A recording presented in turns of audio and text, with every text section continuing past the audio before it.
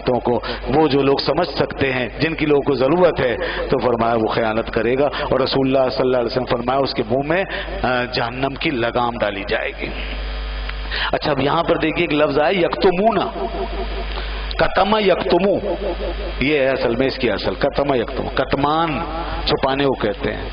ایک لفظ ہے کتمان، کتم، اور ایک لفظ ہے ستر، دونوں کے معنی چھپانے کے آتے ہیں، مگر ستر میں جو چھپانا ہے وہ اچھی چیز ہے، اور قتم کے اندر جو چھپانا ہے وہ بری چیز ہے۔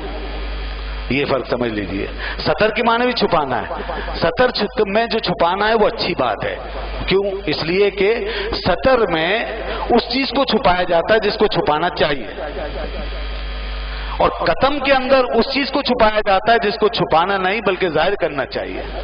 اس لیے قتم برا ہے اور ستر اچھا ہے، اس لیے ستر عورت کہتے ہیں، کیونکہ عورت یعنی انسان کا جو ستر ہے، انسان کا جو چھپانے کا مقام ہے، تو اس کو چھپانا چاہیے، لہذا وہاں ستر ہے، اور یہ چھپانا اچھا ہے، ضروری ہے۔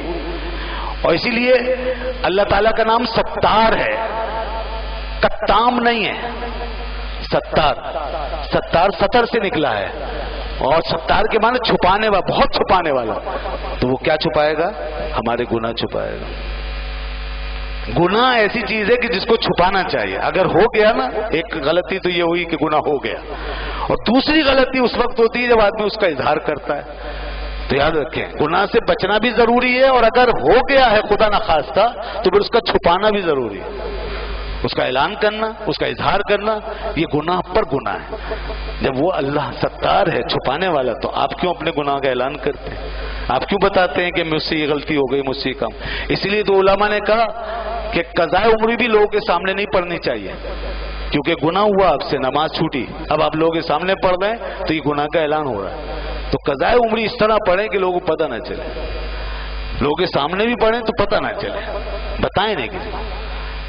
اب پتہ خاص طور پہ اس وقت چلتا ہے جب نماز پڑھنے کا وقت نہیں ہے اور آپ پڑھ رہے ہیں تو پتہ چلے گا، کیونکہ نماز پڑھنا مکروہ ہے، اس وقت نفل پڑھنا مکروہ ہے، تو آپ قضاء عمری پڑھنے سے عصر کی نماز کے بعد تو سیدھی سی بات ہے قضاء ہی ہے، تو اس وقت میں بچیں۔ دوسرا یہ کہ وطر جب پڑھیں گے اور جب ایسے کریں گے، تیسری رکعت میں ہاتھ اٹھا کے تکبیر کہیں گے تو اس کو پتہ چل جائے گا، خاص طور پہ غیر عشاء کے وقت میں، تو سیدھی سی بات، یہ وطر کی نماز اس وقت تو ہے نہیں، تو یہ قضاء ہی پڑھ رہے ہیں، تو ذرا اس کا خیال، تو اس میں پھر ہاتھ نہ اٹھائیں نا، ایسے اللہ اکبر کہہ کے دعائے قنوت پڑھ لیں۔ تو اس طرح یہ سب آداب ہیں، کس بات کے؟ کہ ایک گناہ ہے اس کو چھپاؤ۔ آج کے دور میں دیکھیے کیسے اعلان کرتے پھرتے ہیں، کیا کیا کیسے فخر کر رہے ہوتے ہیں اپنی برائیوں میں، تو گناہ پہ گناہ ہو رہا ہے پھر۔ تو ایک ہے ستر اور ایک ہے قتم، تو ستر جو ہے وہ اچھی چیز ہے، اور قتم جو ہے یہ یہاں ذکر ہوا ہے۔ قتم وہاں ہوتا ہے جہاں اعلان کرنا چاہیے تھا پھر آپ نے چھپایا، جیسے حق، اس کا اظہار کرو، تو اب چھپانا اس کا قتم ہے، اور یہ برا ہے۔ تو اس لیے یہ فرق ہے دونوں لفظوں کا۔ اللہ تعالیٰ کا نام ستار ہے، کتام نہیں ہے۔ ستار ہونا تو اچھی بات ہے، کتام ہونا اچھی بات نہیں ہے۔ اس کے بعد فرمایا اتنا بڑا گناہ کر لینے کے باوجود وہ ایسا رحیم و کریم ہے کہ توبہ کا دروازہ کھلا رکھتا ہے۔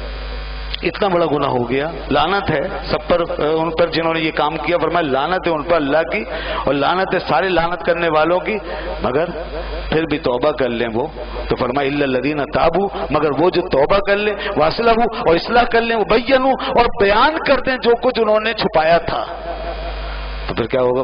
فاولئک اتوب علیہم، فرمایا بس میں ان پر ان کی توبہ قبول کر لوں گا، میں ان پہ مہربان ہو جاؤں گا، وانا التواب الرحیم، اور میں بہت توبہ قبول کرنے والا ہوں، بڑا مہربان ہوں۔ دیکھا آپ نے، اللہ کی رحمت، مایوس نہیں ہونا چاہیے۔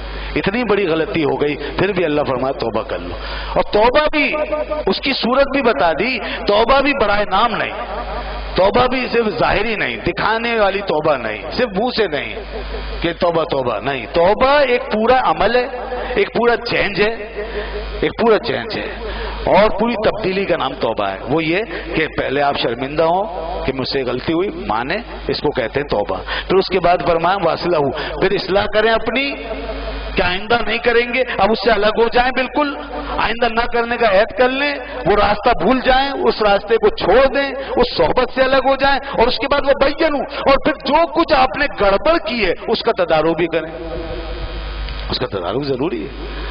اب تدارک جیسے یہاں پہ گڑبڑ ہوئی تھی کیا چھپایا تھا، تو اس کا تدارک یہی ہے کہ اعلان کرو، بتاؤ کہ یہ چیز ہے.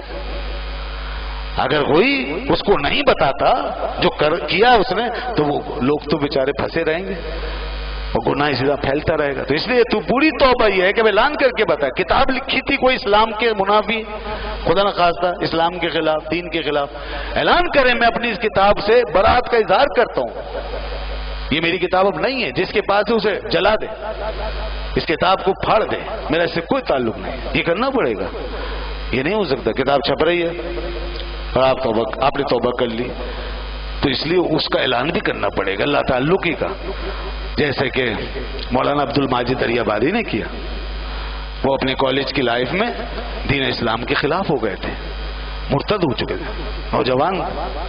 وہ برٹش لائبریری میں گئے، وہاں پہ اسلام کے خلاف کتابیں دیکھی، خاص طور پہ نعوذ باللہ رسول اللہ صلی اللہ علیہ وسلم کی شان کے خلاف انگریزوں نے بہت خطرناک کام کر رکھے ہیں، عیسائیوں نے، یہودیوں نے. حضور کی نعوذ باللہ ایک بڑی بھیانک شبی بنائی ہوئی تھی کتاب، انہوں نے وہ دیکھ لیا. اس پہلے سے ذہن باغی ہو رہا تھا، پھر وہ شبی دیکھ لی تو پورا اثر ختم ہو گیا. اللہ کے رسول کی عظمت کا اثر بالکل ختم ہو گیا، دل سے نفرت میں بدل گیا.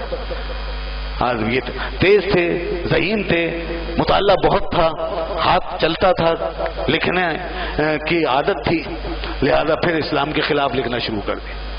نفسیات قیادت اور کیا کیا لکھا. وہ تو خدا کا شکر ہے کہ علامہ اقبال سے تعلق بن گیا. اقبال نے پھر ان کو سمجھایا، گائیڈ کیا. نوجوان تھے، بیٹھ گئے، اقبال نے سمجھایا تو سمجھ میں آیا.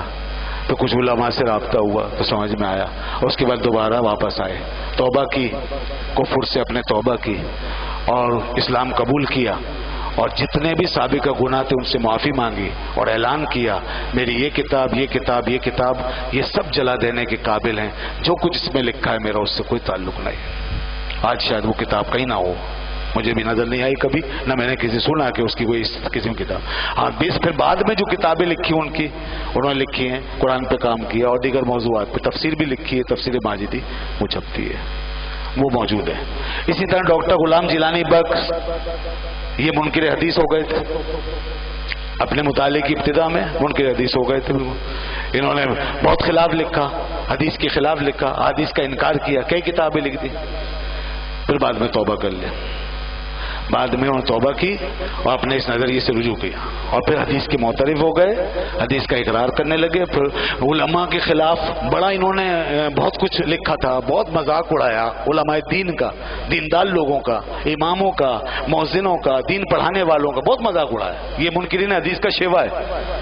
وہ بڑے بزن ہیں اور بزن کرتے ہیں علماء سے، اور ظاہر ہے کہ یہ گمراہی کا راستہ ہے. تو ڈاکٹر غلام جیلانی برگ بھی بالکل صاف، تمام علماء سے بزن اور سب کے بارے میں منفی پروپیگنڈا.